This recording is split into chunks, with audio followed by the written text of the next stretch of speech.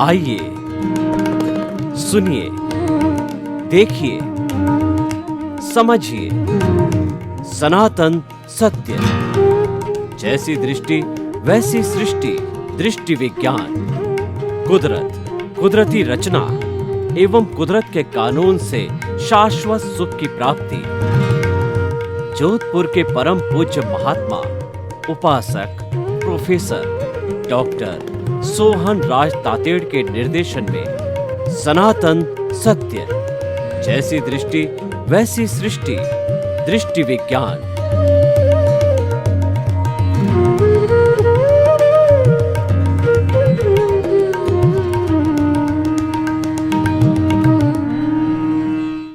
भाइयों और बहनों, मातृशक्ति को नमन। आज का हमारा अति उत्तम विषय जेनरेशन गैप का संतुलन। देखिए, जेनरेशन गैप किसे कहते हैं? एक पिता है, वह 25 साल की उम्र में शादी करता है, उसके 2 या 3 साल के बाद में बच्चा होता है और वह बड़ा होकर के फिर 25 साल का हो जाता है, तब उसकी शादी होती है। यानी 25 साल के अंदर एक जनरेशन बनती है, प्राय मोटे मोटे तौर पर। इसीलिए हमारी पुरानी जो व्यवस्था थी जीवन की, ऐसा बताया जाता था कि पुराने जमाने के अंदर प्रकृति ने जब हमको पैदा किया, तब उसने कहा कि तुम्हें 100 साल का जीवन देकर के मैं भेजती हूँ, पर मेरी शर्त यह है कि शरीर जीवनम 100 वर्ष तक तब जियोगे जब तुम प्राकृतिक बने रहोगे, जब तुम मेरे संपर्क में रहोगे और तुम प्राकृतिक जीवन जियोगे, तुम प्राकृतिक नियमों का पालन करोगे, तुम प्रकृति का उल्लंघन नहीं करोगे, तब 100 वर्ष का जीवन होगा। उसमें जीवन को 4 भागों में बांटा गया था कि पहले के 25 साल गुरुकुल आश्रम में जाकर के पूर्ण रूप से शिक्षित और विनयशील बनना, और 26 से 50 वर्ष की जो उम्र होती थी वह गृहस्थ जीवन, तपोवन, जिसके अंदर जो उसने शिक्षा ग्रहण की। हम विद्यालय में जाते हैं ज्ञान के लिए प्रस्थान और सेवा के लिए, जो ज्ञान के लिए प्रवेश और सेवा के लिए प्रस्थान। जब कॉलेज स्कूल से निकलते हैं तब हम सेवा के लिए प्रस्थान, गृहस्थ में प्रवेश करते हैं, तपोवन है, वह हमारी साधना है, वो हमारे सेवा का स्थल है, वो हमारी कर्म भूमि है, जहाँ पर चारों तरफ से जो है हमारे पर फोर्सेस लगते हैं।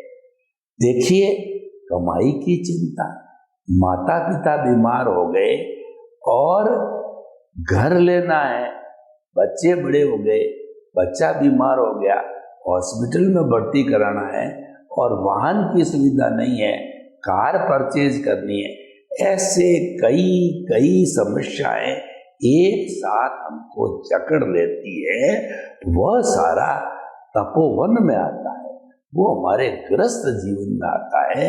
इसलिए गृहस्थ जीवन को सन्यासी जीवन से बड़ा माना गया है। यह बहुत तपना पड़ता है और यहाँ व्यक्ति सही रूप से तप लेता है तो उसकी मुक्ति भी जल्दी होती है, लेकिन वो सम्यक रूप से तपना चाहिए।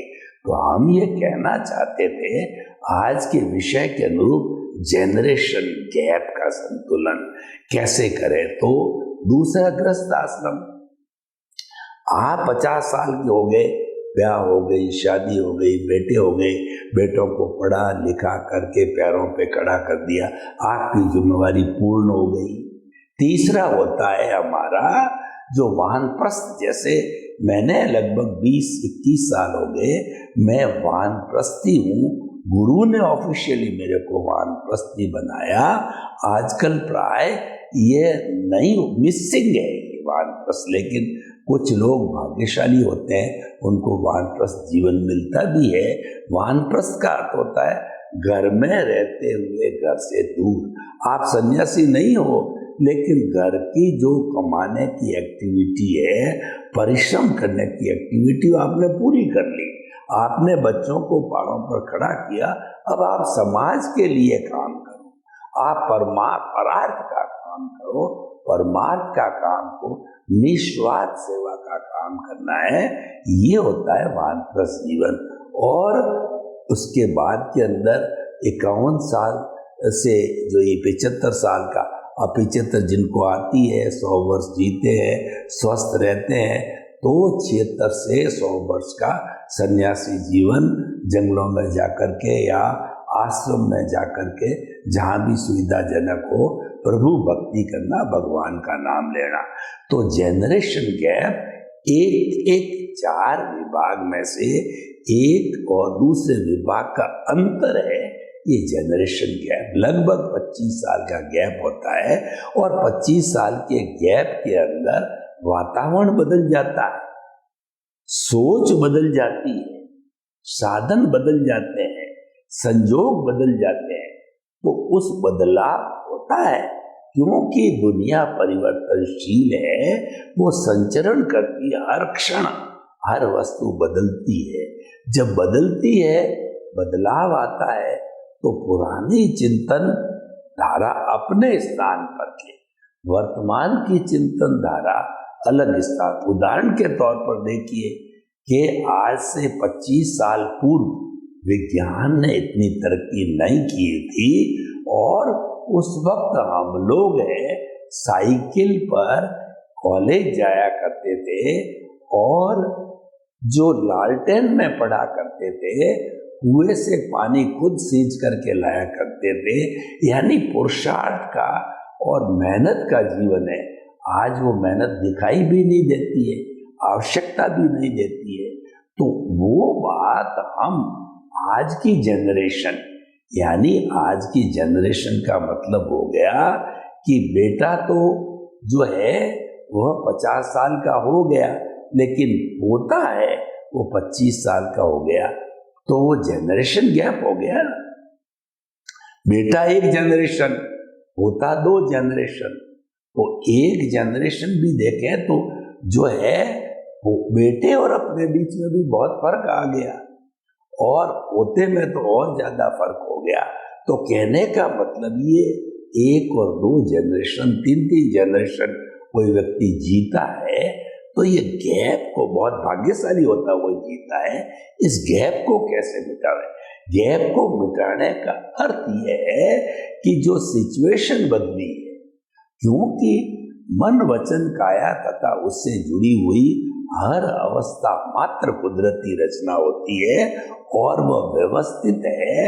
अवस्था का अर्थ होता है कि वह जड़ है, वो बदलने वाली है, वो टेम्परेरी है, वो विनाशी है, वो जा रही है। अवस्था मेरे माता पिता की गई अवस्था, चले गए भगवान को, और एक समय ऐसा है कि मैं भी 75 से ऊपर आ गया, तो मेरी भी अवस्था जा रही है।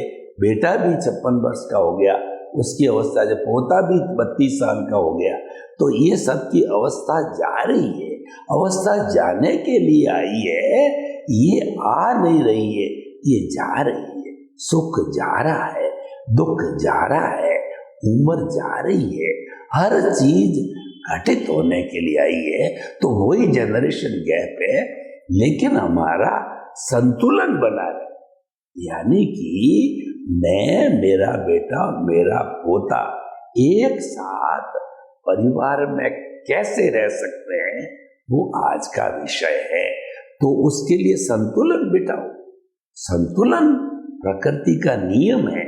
हमारी जो ये पृथ्वी है वो एक एक्सिस पर घूम रही है, 10 डिग्री 15 डिग्री की एक्सिस के ऊपर ये सूर्य के चारों तरफ चक्कर लगाती है और इस पृथ्वी के चारों तरफ चंद्रमा चक्कर लगा रहा है। सब अपनी अपनी दूरी पर घूम रहे हैं। तो इसीलिए अगर इस दूरी के अंदर 2-5 डिग्री का भी प्लस और माइनस हुआ, सेंटर ऑफ ग्रेविटी डिस्टर्ब हो गई, तो बहुत बड़ा तूफान, महामारी, अतिवृष्टि अनावृष्टि, कुछ भी सुनामी इत्यादि आ सकते हैं, और दूरी पर है तो संतुलन है। तो उसी तरीके से पिता, बेटा, पोता और उनकी बहुएं, दादा, दादी, नाना, नानी, सभी लोग किस तरीके से आनंद के साथ जीवन यापन कर सकते हैं, उसके लिए सिस्टम बिठाना पड़ेगा। वही संतुलन है। यानी बेटा आपकी बात माने, आप बेटे की बात मानो, पोता आपकी बात माने, आप पोते की बात मानो। ये जनरेशन गैप का संतुलन है। उदाहरण के तौर पे देखिए, मैंने मान लीजिए टफ जीवन जिया, साइकिल के ऊपर पढ़ाई करी, पैदल चले और ऐसी जगह जन्म लिया आजादी के पहले जहां पर उस गांव में बिजली नहीं, पानी नहीं, सड़क नहीं, स्कूल नहीं। अगर वो बात मैं मेरे बेटे पे, पोते पे थोपूं और ये आशा करूं कि बेटा जो है आज साइकिल चलाए, पोता आज साइकिल चलावे, तो मेरी भूल है। मुझे उसको फ्रीडम देनी पड़ेगी, क्योंकि घर में कार आ गई, घर में स्कूटर आ गया, मोटरसाइकिल आ गई, मोबाइल आ गया, टीवी आ गया, फ्रिज आ गया, वर्तमान सब सुविधाएं आ गई। तो मेरा फर्ज बनता है उनको उपयोग करने की फ्रीडम दूं। हमारे जमाने में एंटरटेनमेंट के साधन क्या होते थे? मित्र के साथ में गिल्ली डंडे खेलते, सतोलिया खेलते, कबड्डी खेलते और भी खो खो का खेल वगैरह खेलते। तो आज हम बच्चों को ये कहें कि तुम भी ये खेलो, पॉसिबल नहीं है। आज वो क्रिकेट का मैच देखेंगे, चाहे टीवी पर देखे, चाहे स्टेडियम ग्राउंड में जाके देखे, आपको उनको अलाउ करना चाहिए। प्रॉब्लम क्या होती है कि जो पेरेंट्स है, दादा है या पिता है, वह हठवादिता करता है, वह एकांगी दृष्टिकोण से सोचता है हम ऐसा किया करते थे, तुम ऐसा क्यों नहीं करते हो।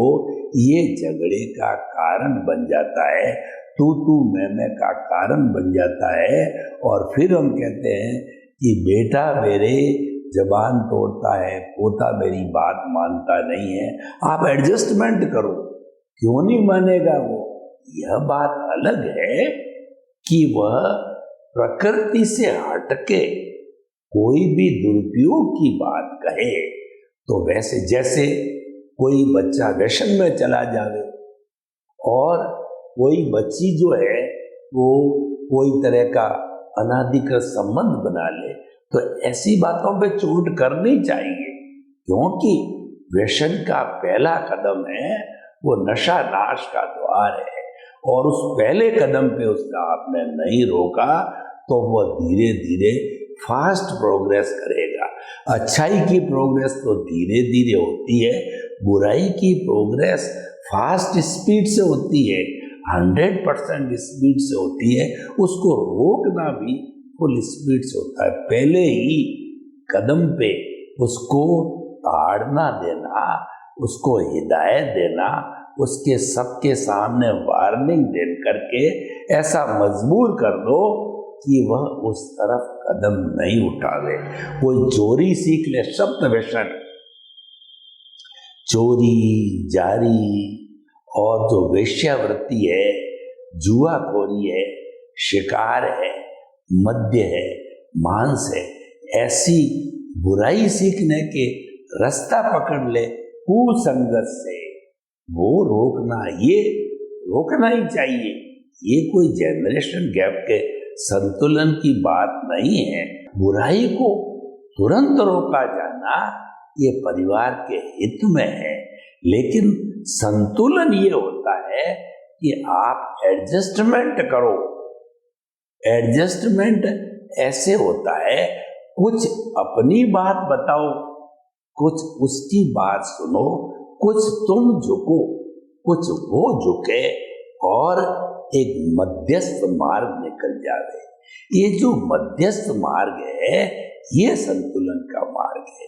भगवान बुद्ध ने जब दीक्षा ली तो उन्होंने कठोर तपस्याएं करी, उपवास और 15 दिन की तपस्या, महीने की तपस्या, 6 महीने की तपस्या करके अपने शरीर को क्रश कर दिया। लेकिन उन्होंने देखा कि मुझे बोधि तो प्राप्त नहीं हुई है। तब उन्होंने अपना मार्ग चेंज किया। मार्ग चेंज करके वो मेडिटेशन पर आए। मेडिटेशन मध्यस्थ मार्ग है, यानी हल्का भोजन करके आपने चिंतन किया, अलग अनुप्रेक्षा का किया, आपने कायोत्सर्ग किया, आपने प्राणायाम किया, भीतरी जगत के गोते लगाने के लिए अनेक अनेक प्रयोग किए, तो आपको आत्मा का साम्राज्य अपनी अनुभूति के करीब करीब करीब पहुंचने लगे। यानी आपने आर्ट ऑफ द विजन किया, आपने अपने भीतर के जगत को सुधारना, बाहरी सृष्टि को नहीं सुधारो, दृष्टि को बदलो। जब दृष्टि को बदलना चालू किया, भगवान बुद्ध ने सृष्टि को बदलना छोड़ दिया। पहले वो सृष्टि को बदलने पे थे कि मन वचन काया को मैं कंट्रोल करूं, तब उन्होंने तपस्या करी। फिर देखा ही कंट्रोल नहीं होना, ये तो जो है वो कुदरती रचना है, इसका नियंत्रण तो कुदरत के पास है, मेरे पास नहीं है। मेरे पास तो मेरा जो प्रभु है, भगवान है, वो आर्ट ऑफ द विजन, उस पर कानून लागू नहीं होता है। भीतरी जगत में गोते लगाए, तब उनको बोधि प्राप्त हुई, केवल्य प्राप्त हुआ। तो ये संतुलन बिठाया उन्होंने। तो आप भी अपने जीवन में संतुलन बिठा दीजिए, संतुलन बहुत इजीली बैठ जाता है। देखिए, मैं आपको 2-3 उदाहरण देना चाहता हूँ कि आपके जो है पहले जो बिजनेसमैन थे, तो आपने छोटी किराना की दुकान से काम चल जाता था, क्योंकि आपके जीवन की आवश्यकताएं कम थी, simple living and high thinking था, आपकी कामनाएं ज़्यादा नहीं थी, आपके कंपटीशन ज़्यादा नहीं थे, आपके जीवन के अंदर उस वक्त में पैसे की कीमत थी, चीज़ें सस्ती हुआ करती थी। लेकिन अब जो है कंपटीशन का युग आया, विज्ञान का युग आया, महंगाई बढ़ी और लोगों के जो है जीने का तरीका बदला, लिविंग स्टैंडर्ड बढ़ गया, आपकी आवश्यकताएं बढ़ी, तो आपको इसको इग्नोर नहीं करना है। आपका बच्चा कोई थोड़ा बड़ा बिजनेस करना चाहता है तो यू शुड अलाउ हिम। गलती कहाँ होती है कि नहीं, मैं किराने की दुकान चला रहा था तो तेरा भी पेट बढ़ सकता है, तू किराने की दुकान क्यों नहीं चलाता है। आप इंसिस्ट करो, आप आग्रह करो, आप उस पर थोपने की कोशिश करो, तो ये जनरेशन का विवाद खड़ा करने का है, ये संतुलन का दायरा नहीं। वो तो आजकल इंजीनियरिंग पढ़ के और मल्टीनेशनल कंपनी के अंदर ऑनलाइन कहिए, वर्क फ्रॉम दी होम कहिए, सुख सुविधा पूर्व काम आ गया और आप कमा रहे हो, आपका बेटा कमा रहा है, उससे ज़्यादा पोता कमाने लग गया, उसको पैकेज मिल गया 20 लाख 50 लाख, जो आपने जिंदगी भर नहीं कमाए वो आपका पोता साल भर में ही कमा लेता है। समय समय की बात होती है, तो आपको उसको एक्सेप्ट करना चाहिए। आप बेटे को भी इंसिस्ट करो कि तुम मेरे द्वारा लगाई गई किराने की दुकान चला, और पोते को भी यही कहो कि चलो तुम लाइन यही रखो, डिस्ट्रीब्यूटरशिप ले लो या ऐसा कर लो, ये लाइन अच्छी है, हमारी जानकारी की लाइन है, हमारे अनुभव की लाइन है। तो ये आज के युग के अंदर कहने का ये है, अगले को अपने दिमाग से सोचने की फ्रीडम करनी चाहिए। आपका अंकुश तो जो महावत जो हाथी पे अंकुश लगाता है उतना ही अंकुश होना चाहिए।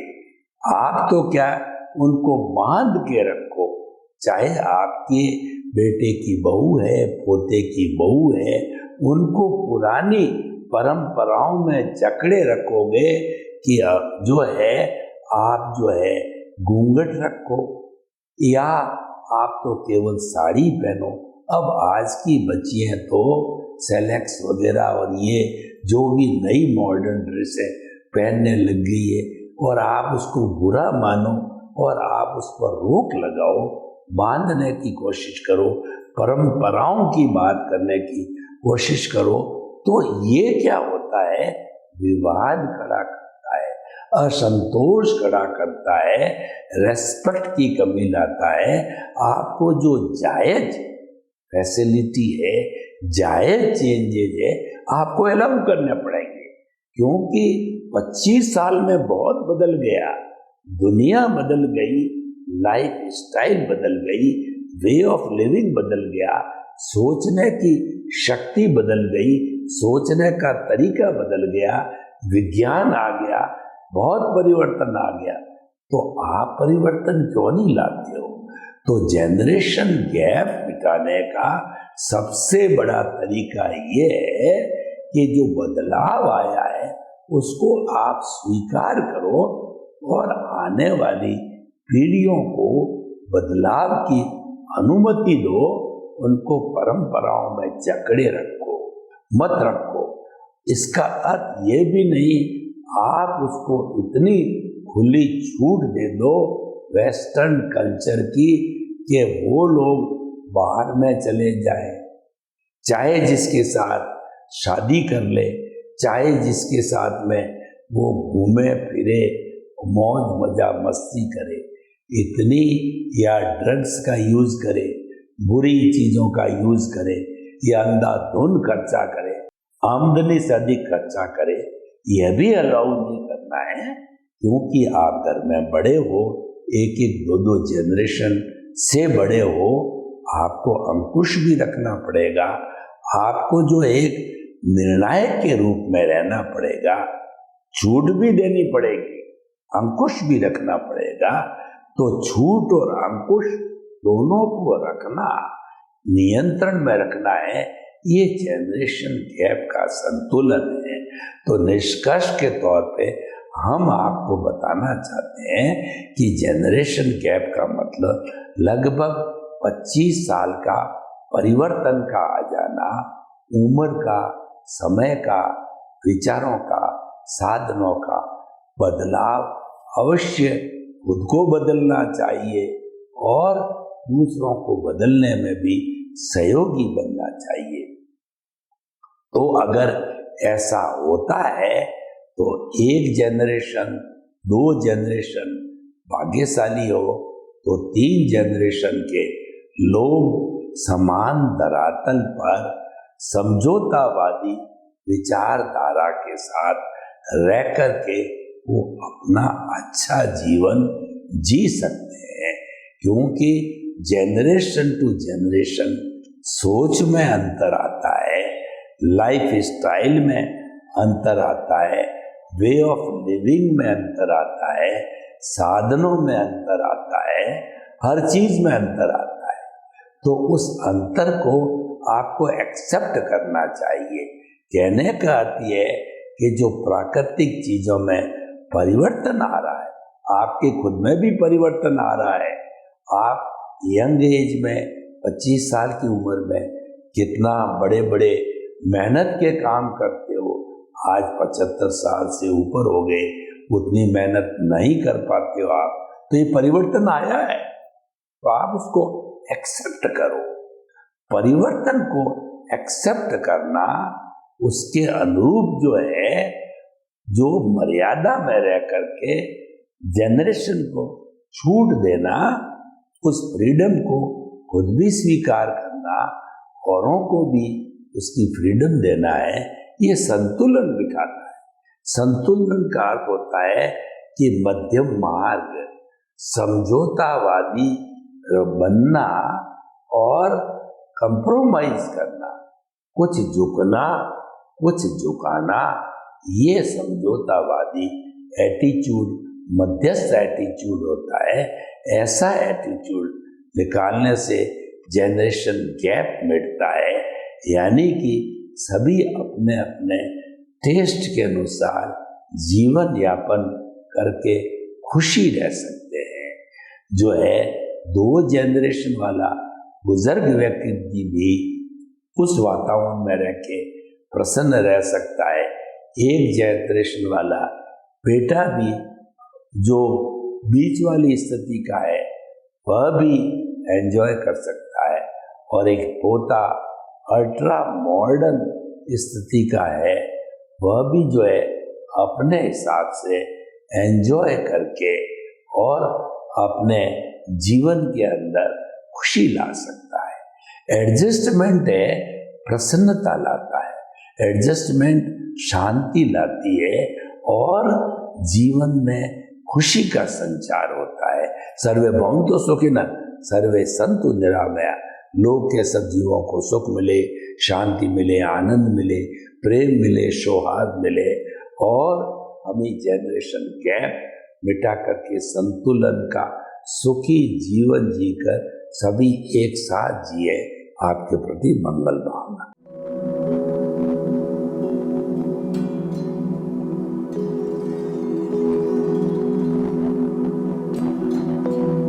एक ऐसा अंतर्राष्ट्रीय ख्याति प्राप्त मानव जो गुरु प्रेरणा से पिछले 20 वर्षों से वानप्रस्थ जीवन जीते हुए 24 घंटे मानवता की सेवा में संलग्न है। एक ऐसा मानव जो अभी राष्ट्रीय, अंतर्राष्ट्रीय टीवी चैनलों पर 7,500 एपिसोड के माध्यम से सनातन सत्य, आत्मविज्ञान एवं पुनरुत्थान, व्यवहार एवं निश्चय जगत के जीवनोपयोगी विषयों पर हृदय स्पर्शी प्रवचन कर चुका है। उस मानव का नाम है महात्मा उपासक प्रोफेसर डॉक्टर सोहन राज तातेड़। प्रोफेसर तातेड़ द्वारा योग, दर्शन, शिक्षा विषयों पर रचित पीएचडी स्तर के 250 शोध ग्रंथ भारत के 100 प्रतिष्ठित विश्वविद्यालयों में शोधार्थी पढ़ रहे हैं तथा वे सभी शोध ग्रंथ वहां की सेंट्रल लाइब्रेरियों में उपलब्ध हैं। महात्मा सोहन राज ने अभी तक हजारों स्कूलों, कॉलेजों, विश्वविद्यालयों एवं संस्थाओं में सेमिनार, वर्कशॉप, कैंप लगाकर लाखों विद्यार्थियों को योग, दर्शन, शिक्षा का प्रशिक्षण देकर उन्हें सुसंस्कारित किया। डॉक्टर तातेड़ ने भारतीय संस्कृति उत्थान के 4000 से अधिक समसामयिक विषयों पर आर्टिकल लिखकर ऑनलाइन जर्नल, पत्रिकाओं, वेबसाइट्स पर प्रकाशित किया, जिसका उपयोग लाखों पाठक कर रहे हैं। उपासक तातेड़ के 5000 से अधिक आज का सुविचार, आज का शुभ संदेश, आज का मंगल भावना योग आदि चिंतन websites, Twitter, blogger, Facebook, YouTube माध्यमों से लाखों लोग अपना जीवन निर्माण कर रहे हैं। मानवता के मसीहा ऐसे महामानव महात्मा सोहन राज तातेड़ के प्रोफाइल को अभी तक विश्व के 20 लाख दर्शक यूट्यूब पर, 12 लाख गूगल पर एवं लाखों दर्शक फेसबुक, ब्लॉगर, ट्विटर और इंस्टाग्राम पर देख चुके हैं।